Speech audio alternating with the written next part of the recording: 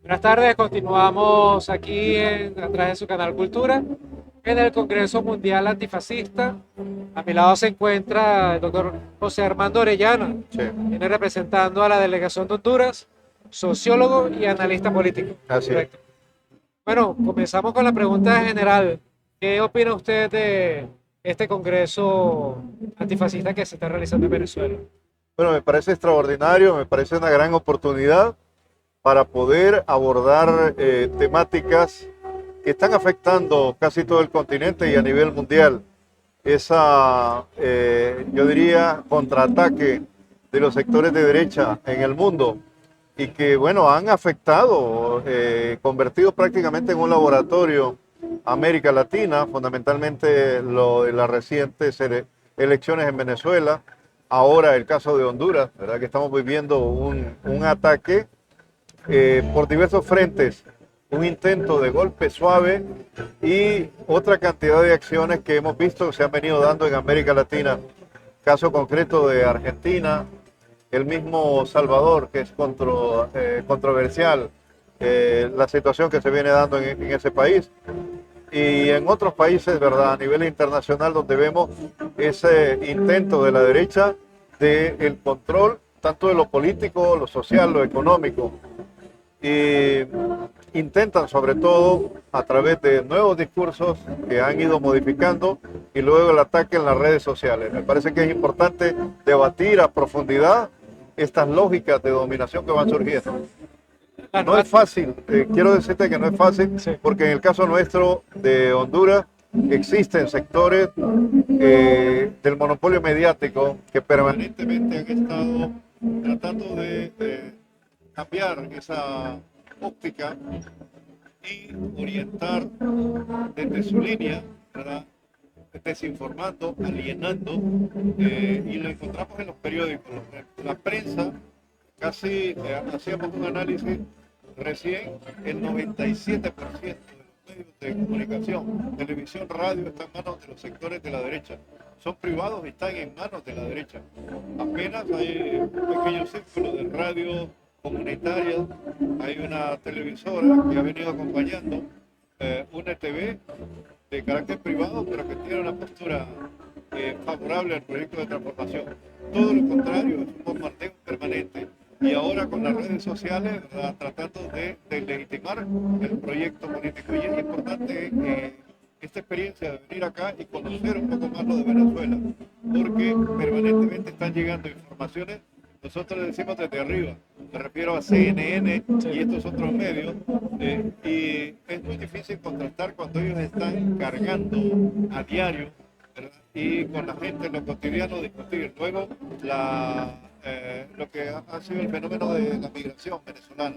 Entonces ha sido duro poder hacer de forma permanente un análisis con respecto a la situación que se viene dando, sobre todo en este ataque a Venezuela por parte del fascismo, y vemos que realmente han afinado toda una cantidad de estrategias mediáticas, se han ido con todo, incluso, ¿verdad?, dueños de estos grandes medios transnacionales de la comunicación, como es el caso del señor uh, de la red X, Elon Musk. Elon Musk. Elon Musk, correcto, ¿verdad? Que hemos visto sus publicaciones y bueno, todo ello nos mueve realmente a interesarnos en investigar más a fondo, analizar, acompañar también de forma militante todos estos procesos emancipatorios. Nos hemos encontrado en este Congreso con cantidad de intelectuales, con cantidad de representantes de los movimientos sociales de América Latina, del mundo,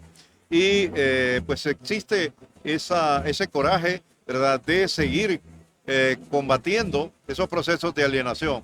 Entonces me parece que el Congreso es una gran oportunidad, un encuentro, ¿verdad?, para sensibilizar, pero también para ir reposicionando y organizando esas luchas, ¿verdad?, en coordinación con todos aquellos pueblos y organizaciones políticas, sociales que se enfrentan a esta batalla permanente. ¿Cuál sería la propuesta o qué propone usted, sabiendo toda la situación que ha habido en Venezuela durante los últimos 25 años, desde que la revolución bolivariana está en Venezuela? ¿Qué propone usted para sé que es difícil, ya todos los invitados lo han dicho, es difícil evitar el fascismo, pero ¿cuál sería la propuesta para que dar esos primeros pasos?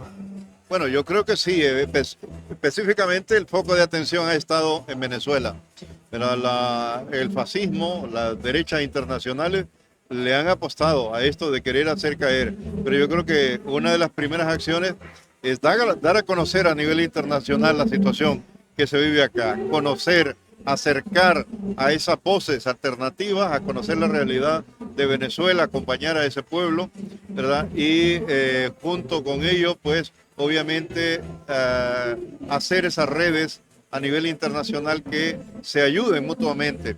Eso que abandonamos en algún momento, ¿verdad? Después de la caída del muro de Berlín, el internacionalismo, que ahora tiene otras manifestaciones mucho más amplias.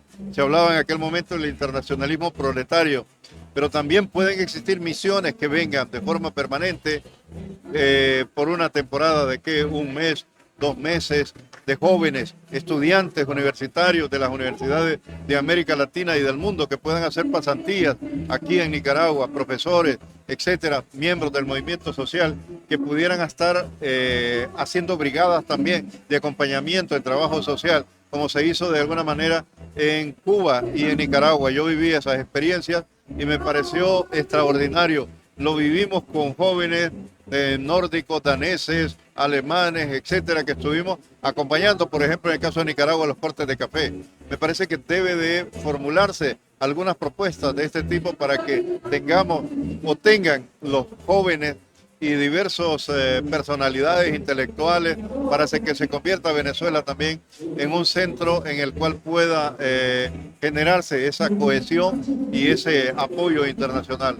Pero existen también al interior de cada país, ¿verdad?, formas y mecanismos ahora a través de las redes sociales o yendo allá y expresando de alguna manera cómo es el proyecto, cómo ha venido ese proceso en Venezuela. Entonces, me parece que el Congreso va a dar algunas ideas y luego prepararnos también en esa guerra que está realizándose ahora de forma muy sofisticada, también conocer esa experiencia que ha vivido cada uno de los países y eso nos fortalece. Me parece que lo que ha estado viviendo Nicaragua, lo que ha estado viviendo Cuba, lo que estamos viviendo nosotros ahora ya en Honduras, que se revisen estas experiencias y la forma en cómo le hemos enfrentado. Me parece que hay una diversidad de tareas y aquí se trata de ir afinándolas en colectivo, no traer recetas ya establecidas, sino ir de alguna manera reconstruyendo estas propuestas. Bueno, un mensaje final para todo el pueblo venezolano que fue víctima del fascismo post elecciones presidenciales. Y bueno, ese mensaje más que todos los jóvenes, que son los principales víctimas de la manipulación, de los fake news a través de las redes.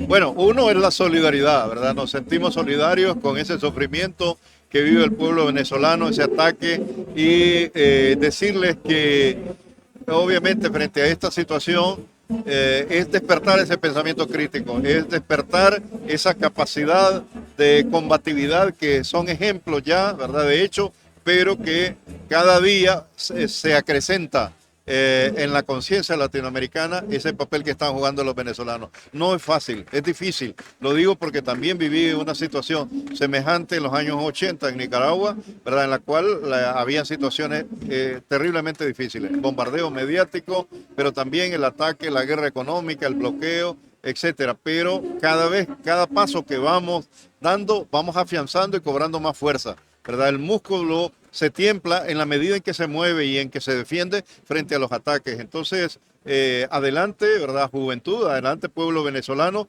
que América Latina estamos acompañando y el mundo también, ¿verdad?, lo de conciencia popular, revolucionaria, también estamos ayudando a despertar la conciencia de esos pueblos para que se acerquen cada día más y apoyen a esa Venezuela que se levanta en este continente con una voz, ¿verdad?, que es la voz del libertador Simón Bolívar, y que también fue escuchada en su momento por Martí, ¿verdad?, por Francisco Morazán Quesada, en aquel momento, que es nuestro líder centroamericano, y yo creo que así mismo esas voces de ustedes, de los jóvenes, de los que están luchando, también están siendo escuchadas por esas juventudes, por esos movimientos sociales y esos partidos que luchan por la liberación frente al imperialismo y frente a la avalancha del fascismo que está queriendo aplastar a nuestros pueblos.